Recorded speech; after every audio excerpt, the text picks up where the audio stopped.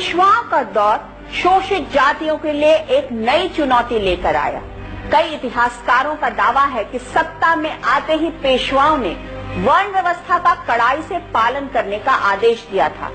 शोषित जातियों के लिए मंदिरों, तालाब और शिक्षा के दरवाजे बंद कर दिए गए थे। यहाँ तक कि शोषित जातियों को रास्ते में चलने के समय थूकने के लिए गले में मटका बांधना पड़ता था। ऐसा कहा जाता है कि उस दौर में शोषित जातियों को कमर पर झाड़ू बांधना पड़ता था, जिससे जमीन पर बने उनके पैर के निशान मिट जाएं। उन्हें गांव के बाहर बेहद बुरी स्थिति में रहना पड़ता था। 1884 के बॉम्बे गैजेटियर में लिखा है कि शोषित जातियों को कुएं के पास से गुजरते समय इस बात का ध्यान रखना पड़ता था कि उनकी छाया कुएं पर न पड़े, इसलिए कुएं के आसपास उनको घुटनों के बल चलना पड़ता था। महामंत्रों का त्याग शूद्रों के लिए महापाप है। जान पानी बनाई के काम ना सके वो पानी लाए। ये सिर्फ तस्वीरें नहीं हैं, ये हमारे इतिहास का वो हिस्सा है जो आज भी हमारे देश की एक बड़ी आबादी को अंदर से झकझोरता है। कमर में झाड़ू, गले में हांडी और पैरों में घुंघरू। ये तस्वीरें 18वीं शताब्दी के पेशवा युग के शोषित जातियों की हालात को बयां करती हैं। इतिहासकारों के मुताबिक बौद्ध धर्म के आने से पहले स्मृति काल में जिस तरह से शोषितों पर अत्याचार हुए थे, ठीक उसी तरह से पेशवा युग में हो रहे थे।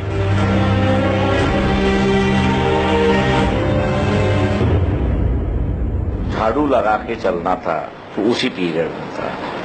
गले में जो है वो कटोरा डाल के जाना चाहिए था ताकि आपकी थूक भी जो है वो किसी को पोल्यूट ना करे।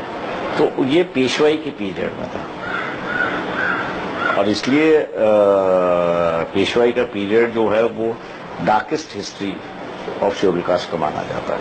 एक बहुत अमानवीय किस्म की व्यवस्था दरअसल पेशवा शासन ने लाने की कोशिश की। इसमें से कुछ हिस्सा हो सकता है कि सत्य हो, कुछ हो सकता है कि बढ़ा चढ़ाकर कहा गया हो। इतिहास की किताबें कई बार पूरा सच नहीं बताती हैं, लेकिन वो दलितों के लिए, खास करके जो अछूत जातियां हैं, उनके लिए बहुत ही निर्मम शासन था। मराठा साम्राज्य में जब असली शक्तियां पेशवाओं के पास आ गईं, तो उन्होंने जाति व्यवस्था का बेहद कड़ाई से पालन किया। खासकर बाजीराव द्वितीय के समय तो शोषित जातियों पर अत्याचार सारी हदें पार कर गया था। जाने माने विदेशी इतिहासकार ओमेली ने लिखा है, 1783 में भरूच में एक मराठा घोषणा जारी की गई, जिसमें अस्पृश्य जातियों को सुबह 9 बजे के बाद अपने घरों से बाहर निकलने पर प्रतिबंध लगाया गया था, ताकि उच्च जाति के लोग उनकी वायु और स्पर्श से बच सके। परछाइयां भी जब जमीन पर पड़ती है तो उससे वो अपवित्र हो जाती है।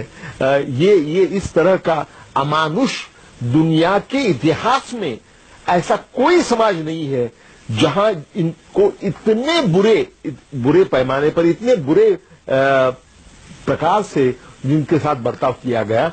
ये हुआ पेशवाई में, जो कि पुणे में स्थित है। इतिहास की किताबों में दर्ज है कि उस दौर में शोषित जातियों को प्रकृति से मिली जमीन और वायु पर भी अधिकार नहीं था।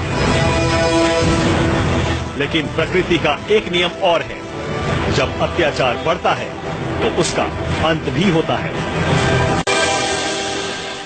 पेशवा युग में शोषित जातियों पर अत्याचार बढ़ते जा रहे थे, लेकिन अंग्रेजों के आने के बाद हालात बदलने लगे।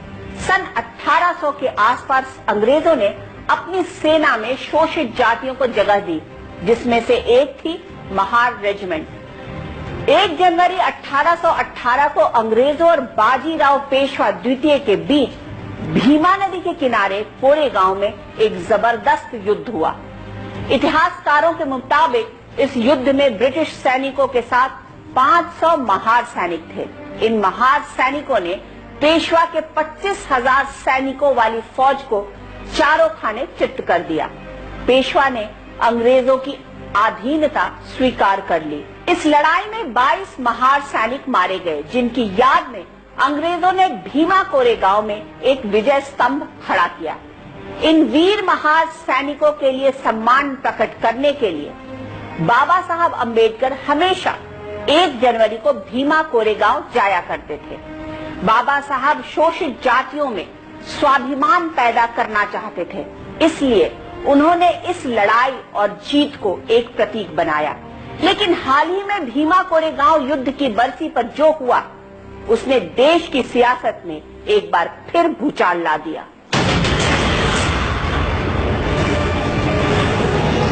18वीं शताब्दी में महाराष्ट्र में पेशवाओं की पताका लहरा रही थी, लेकिन उसे चुनौती देने के लिए एक शक्ति और तैयार हो चुकी थी, और वो शक्ति थी ईस्ट इंडिया कंपनी। सत्ता की इस लड़ाई में धीरे धीरे ईस्ट इंडिया कंपनी और पेशवाओं के रिश्ते बिगड़ने लगे। 1775 से 1818 तक पेशवाओं और अंग्रेजों के बीच 3 युद्ध लड़े गए।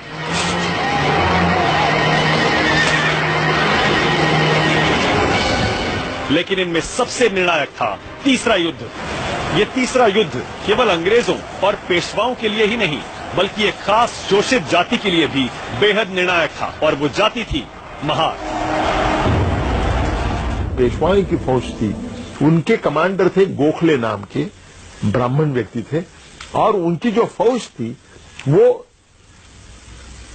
बहुत बड़ी फौज थी, 25,000 लोगों की फौज थी, 25,000। और अंग्रेजों की फौज जो वहां थी उसमें ज्यादातर दलित लोग थे, और वो भी जिस जात के डॉक्टर बाबा साहब अम्बेडकर जिस जात से आते थे उस महार कम्युनिटी के ज्यादातर लोग थे, और सारे लोग कुल मिला के 500 लोग, जो लोग बहुत दबे कुचले थे, बहुत दमित थे, बहुत दबाए गए थे, सताए गए थे, जिनको आदमी होने का हक ही नहीं दिया गया था, उससे आप ये कल्पना करें कि वो आजादी की लड़ाई लड़े, तो वो आजादी की लड़ाई के बाद भी तो आखिर पेशवा का ही राज उसको झेलना था। तो उन्होंने वहां विद्रोह कर दिया, मानवीय गरिमा के लिए विद्रोह कर दिया। पहले मराठा शासक महान वीर शिवाजी महारों को अपनी सेना में पूरी उदारता के साथ भर्ती करते थे, लेकिन पेशवाओं के शासनकाल में ये स्थिति पूरी तरह पलट गई। महार एक लड़ाका जाति थी। उसकी इस खूबी को पहचान कर अंग्रेजों ने उन्हें अपनी सेना में जगह दी। देखिए, ऐसा है कि यहां आपको अंग्रेजों का रोल क्या है ये देखना पड़ेगा, क्योंकि दलितों को शिक्षा नहीं मिलती थी, दलितों को नौकरियां नहीं मिलती थी, तो दलितों के लिए और क्या चारा था। तो उन्होंने बड़े पैमाने पर वो मिलिट्री में भर्ती हो गए। 1 जनवरी 1818 शोषित जातियों के इतिहास का एक महत्वपूर्ण दिन। ये वो दिन था जब भीमा कोरेगांव में पेशवा बाजीराव द्वितीय और अंग्रेजों की सेना आमने सामने थी। अंग्रेजों की सेना में शोषित समाज के महार थे, लेकिन इनकी संख्या सिर्फ 500 थी, और सामने पेशवा की 25,000 की फौज थी। भयंकर युद्ध हुआ। महारों की जबरदस्त वीरता के सामने पेशवा की सेना हवा हो गई।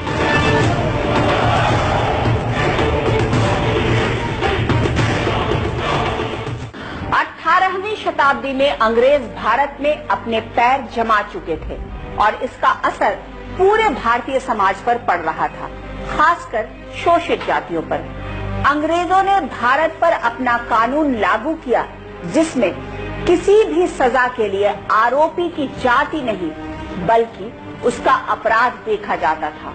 इस दौर में कुछ हद तक शिक्षा के द्वार भी शोषित समाज के लिए खुल रहे थे, लेकिन दलित समाज के अंदर किसी ने चेतना का संचार किया तो वो महापुरुष थे ज्योतिराव गोविंदराव फुले।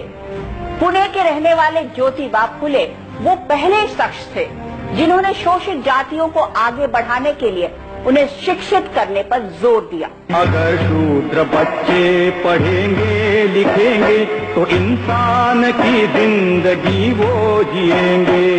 19वीं शताब्दी तक आते आते अंग्रेजों ने शोषित जातियों के लिए शिक्षा के द्वार खोल दिए थे, लेकिन बेड़ियां ऐसी बंधी थीं कि एक तबका अब भी शिक्षा से दूर था, और इन्हीं बेड़ियों को तोड़ने के लिए जन्म लिया महान समाज सुधारक ज्योतिबा फुले ने। उन्होंने 1873 में मशहूर किताब गुलामगिरी में धार्मिक कर्म कांडों की धज्जियां उड़ा दी। इसी साल उन्होंने सत्य शोधक समाज की स्थापना की, जिसके नियम थे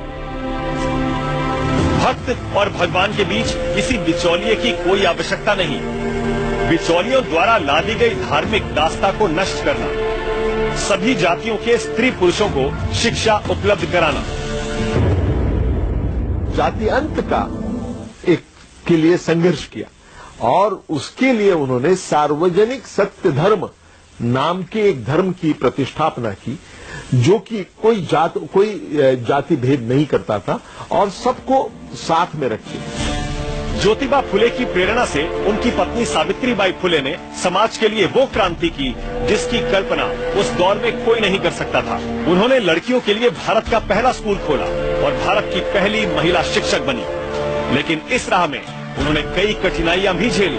गणपति का ग। सावित्रीबाई जब स्कूल जाती थी तो उच्च वर्णीय जो महिलाएं थी, ऊंची जात की जो महिलाएं थी, वो उन पर गोबर फेंक देती थी, क्योंकि उनके हिसाब से महिलाओं को शिक्षा नहीं ग्रहण करनी चाहिए, उन धार्मिक शिक्षा थी। तो सावित्रीबाई फुले एक अलग से बैग लेकर जाती थी स्कूल और वहां जाकर वो साड़ी चेंज करती थी और बच्चियों को पढ़ाती थी। और दिलचस्प बात यह है कि उन्होंने स्कूल सिर्फ अछूत या पिछड़े लड़कियों के लिए नहीं खोला था, उनके स्कूल में ब्राह्मण लड़कियां ही पढ़ती थी।